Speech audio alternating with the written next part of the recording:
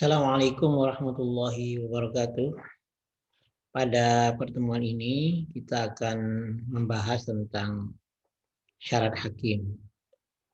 Hakim sebagai salah satu unsur di dalam peradilan memegang peranan sangat penting karena hakimlah kemudian yang berwenang memutuskan perkara di pengadilan. Karena itu untuk menjadi seorang hakim tentu diperlukan syarat-syarat yang tidak mudah. Apa saja syarat-syarat hakim? Mari kita ikuti penjelasan berikut ini. Jadi di dalam perspektif fikih, seseorang bisa menjadi hakim itu kalau sudah memenuhi beberapa syarat. Nah, di antara syarat-syarat ini ada syarat yang disepakati oleh para ulama. Jadi disepakati sebagai syarat, tidak boleh tidak harus ada syarat itu, tapi juga ada syarat yang diperselisihkan di kalangan ulama. Ada yang berpendapat syarat itu wajib ada, tetapi ada juga yang tidak mensyaratkan harus ada itu. Karena itu yang poin kedua itu nanti kita akan jelaskan apa saja syarat-syarat yang diperselisihkan oleh para ulama. Kita mulai dari yang disepakati terlebih dahulu.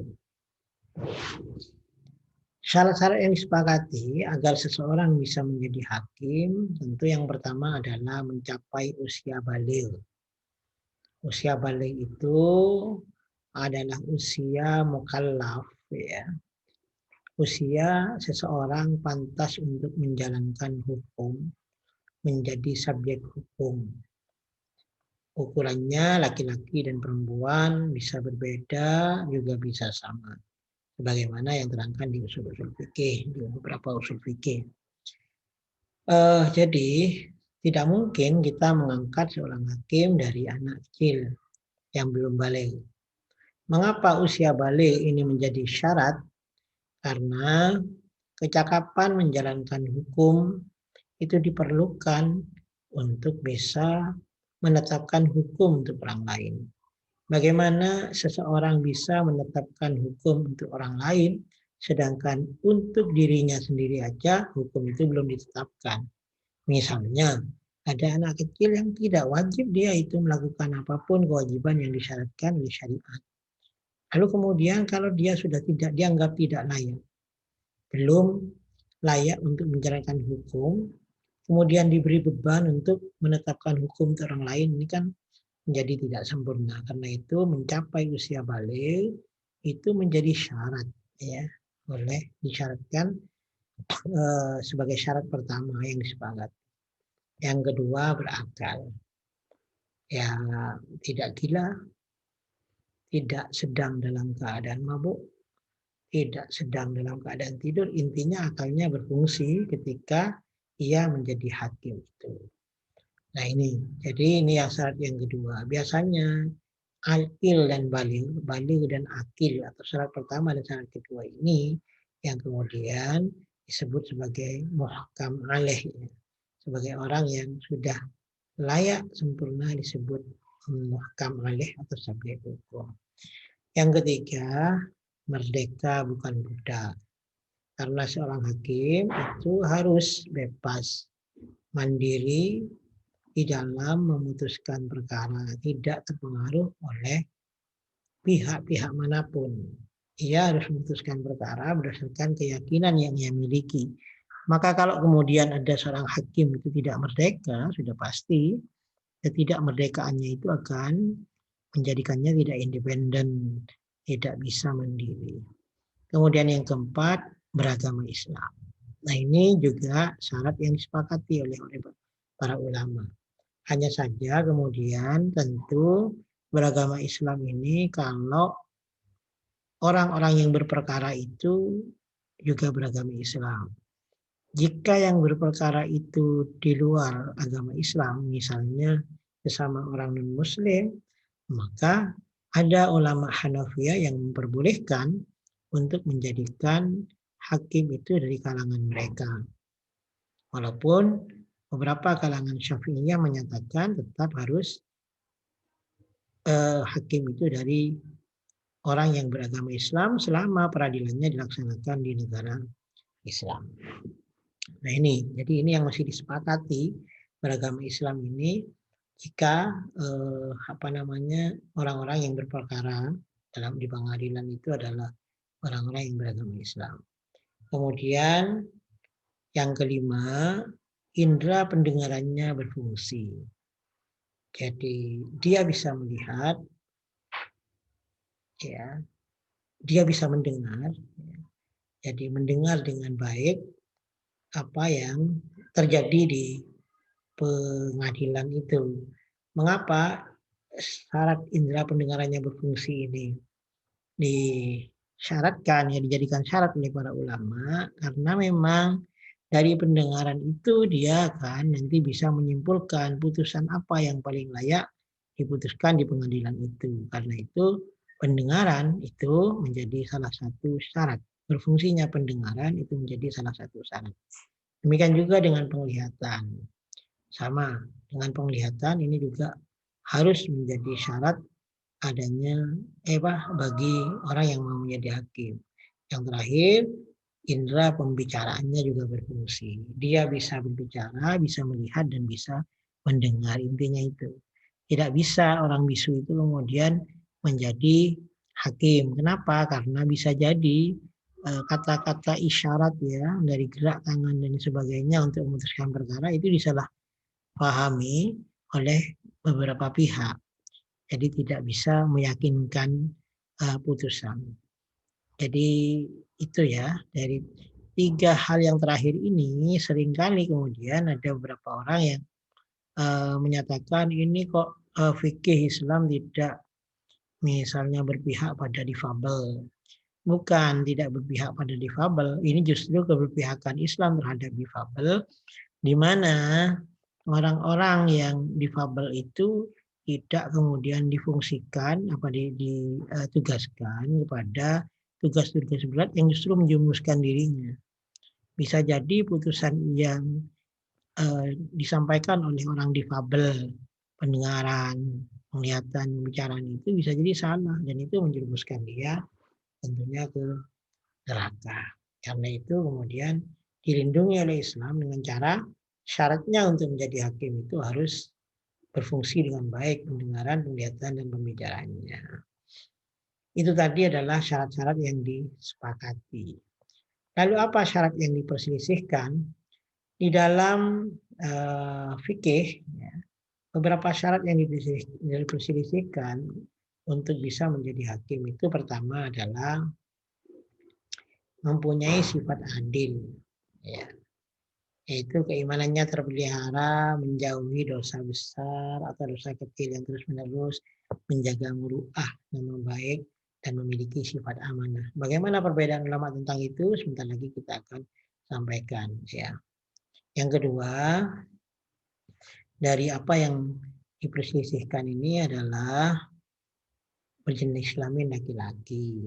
Kemudian yang ketiga, mampu melakukan ijtihad. Yang ketiga, hal ini yang nanti akan diperselisihkan oleh para ulama. Apakah sifat adil dengan makna keimanannya terpelihara, menjauhi dosa besar atau dosa kecil yang terus-menerus, menjaga muru'ah, ya, nama baik, dan memiliki sifat amanah itu menjadi syarat. Apakah berjenis kelamin itu laki-laki terus menjadi syarat? Apakah mampu melakukan ijtihad itu menjadi syarat? Ini yang akan menjadi perselisihan para ulama. Bagaimana perselisihan para ulama itu? Untuk syarat adil, seperti yang disebutkan di pertama tadi, menurut Malikiyah, Syafi'iyah, dan Hanabilah, itu tetap menjadi syaratnya hakim. Jadi hakim itu harus benar-benar kredibel, ya, karena sebagai wakil Tuhan dalam tanda kutip, ia memutus perkara itu. Sehingga ia harus benar-benar tidak pernah mempunyai dosa-dosa besar atau sering melakukan dosa-dosa kecil. Karena hal tersebut bisa mempengaruhi terhadap murni atau bersihnya putusan yang diputuskan. Begitu menurut 3 mazhab itu. Tapi menurut Hanafiyah jelas adalah atau keadilan tadi itu tidak menjadi syarat dari hakim. Jadi hakim tidak mensyaratkan tidak disyaratkan memiliki sifat adil. Dalam arti sifat adil itu tadi bukan sifat adil adil berpihak pada yang benar, bukan ya, tapi sifat adil yang saya maksud tadi itu menjaga muru'ah, tidak melakukan dosa-dosa besar, tidak melakukan dosa kecil yang terus menerus dan lain sebagainya. Syarat yang kedua yang diperselisihkan, mohon maaf ya ini agak cepat, itu berjenis kelamin laki-laki. Apakah hakim itu harus berjenis kelamin laki-laki? Ini di fikih tentunya, karena pada kenyataannya sekarang sudah banyak hakim perempuan. Menurut fikih konvensional yang kita baca, itu ada beberapa perbedaan. Para ulama, misalnya Malikiyah, Syafi'iyah, dan Hanabilah, mereka itu mensyaratkan hakim wajib laki-laki, nggak boleh dari perempuan. Gitu ya. Kemudian menurut Hanafiyah, itu bukan syaratnya hakim, kecuali untuk kasus pidana. Kalau kasus pidana wajib laki-laki, tapi kalau perdata boleh laki-laki dan boleh perempuan. Tapi kalau pidana, menurut Hanafiyah tetap laki-laki. Sementara menurut Ibnu Jarir Al-Tabari, hakim tidak disyaratkan sama sekali untuk jenis kelamin tertentu. Artinya laki-lakian tadi itu, laki-laki itu tidak menjadi syarat secara mutlak menurut Ibnu Jarir At-Tabari ya. Apa landasan yang digunakan oleh para ulama itu? Sebenarnya ini berkaitan dengan saksi juga ya. Jadi misalnya syarat hakim kenapa harus laki-laki?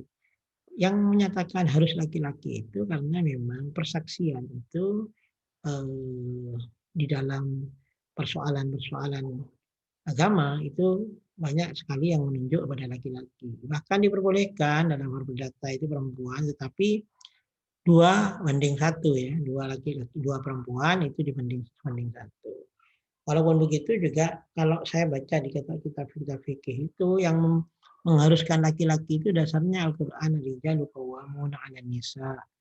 Laki-laki itu menjadi qawwam bagi perempuan. Karena itu kemudian mereka memilih laki-laki menjadi syarat mutlak dari hakim itu.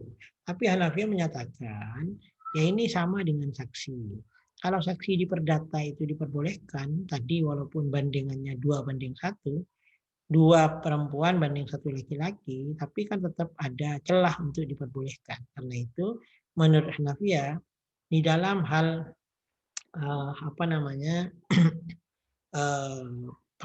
perkara perdata, hakimnya boleh dari perempuan. Tapi untuk perkara yang pidana, hakimnya nggak boleh dari perempuan, harus laki-laki. Mengapa? Karena dalam persoalan pidana, eh, syahid atau saksi itu tidak bisa dari perempuan. Jadi perempuan tidak bisa menjadi saksi dari pidana menurut Hanafiyah itu. Karena itu kemudian sama dengan itu, ini sebenarnya berpikir tentang bagaimana peluang perempuan menjadi seorang hakim. Tapi menurut At-Tabari malah mutlak ya. Ini mutlak boleh, nggak ada dasar sama sekali. Al-Quran maupun hadis tidak mendasari adanya larangan itu.